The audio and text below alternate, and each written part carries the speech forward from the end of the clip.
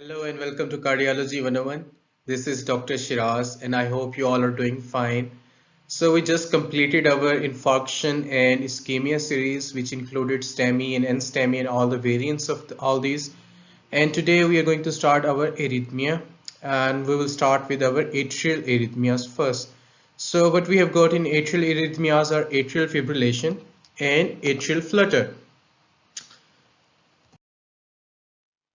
So if we talk about atrial fibrillation, it will have irregular rhythm and no definite P wave. So what do we mean by irregular rhythm is it's a kind of rhythm in which even the irregularity doesn't have any regular rhythm. And the next criteria is our no definite P wave. So here is a point that you should understand that in atrial fibrillation, we can have our P wave with some of the QRS complexes or in some lead, but there would be no definite P wave to assign that this is our P wave. So this is our normal rhythm at top and this is our atrial fibrillation. So if we start looking at our regular rhythm, we will see that it starts from a prominent P wave, a regular defined P wave, then a QRS complex T wave, then it again repeats itself with P wave, QRS complexes and T wave and ST segment and all that. But in the case of atrial fibrillation, what we see is our rhythm is irregular. Well, I have talked about regular and irregular rhythm in the second lesson of this ECG series, and you should check that out. So if we notice R wave here and then here, we will see that this rhythm is not regular and the irregularity is not repeated.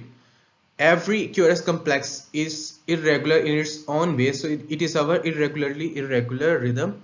And there is no definite P wave. We will see this small flickering of P waves, but there is no definite P wave like we have in here on the top. So it ticks both our criteria of atrial fibrillation. So we'll call this rhythm atrial fibrillation. All right, here is an example. We will start from lead 2 because we know that the lead 2 is our rhythm lead. So if we look at here, this is our rhythm lead, rhythm strip, okay, lead 2. It's a longitudinal wave at the bottom of the ECG paper, that is lead 2, which shows us the rhythm.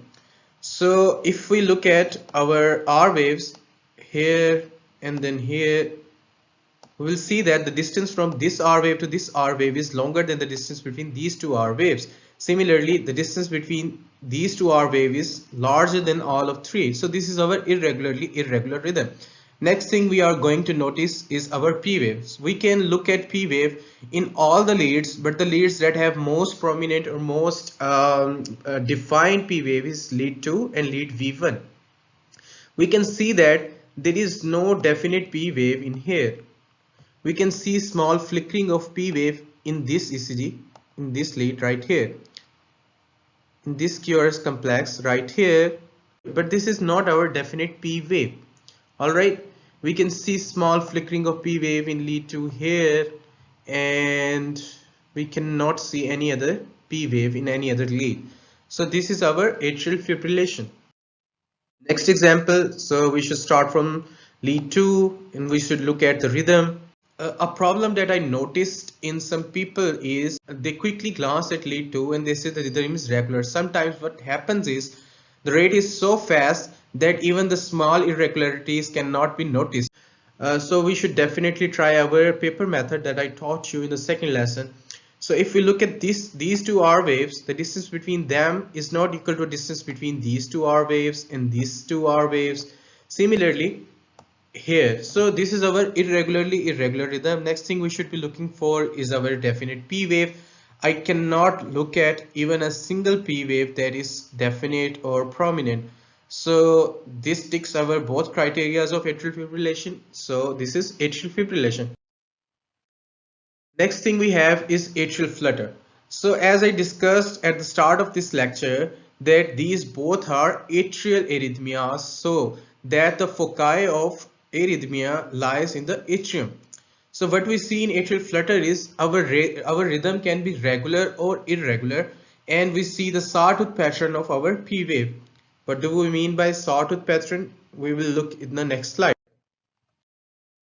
So If you compare atrial fibrillation with atrial flutter, we discussed that the rhythm would be irregular and there would be no definite P wave. I cannot see definite P wave at top. Alright, but in the case of atrial flutter, rhythm can be regular or irregular. For example, here rhythm is irregular.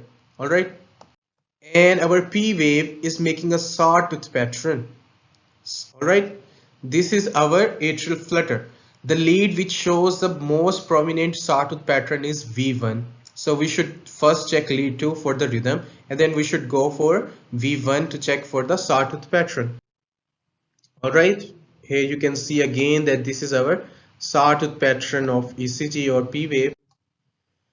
So here we have our lead 2.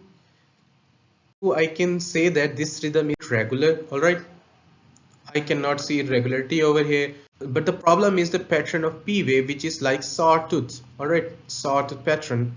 Alright, this is our atrial flutter. We will start looking at the lead 2.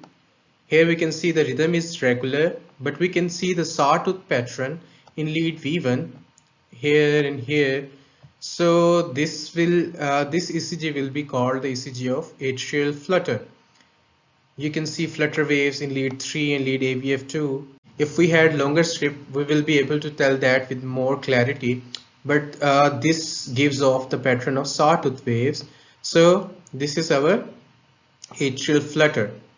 So I hope this cleared your concept of atrial fibrillation and atrial flutter. If you have any question, comment down below. I will be happy to respond to them, and I will see you in the next lecture. Thank you so much.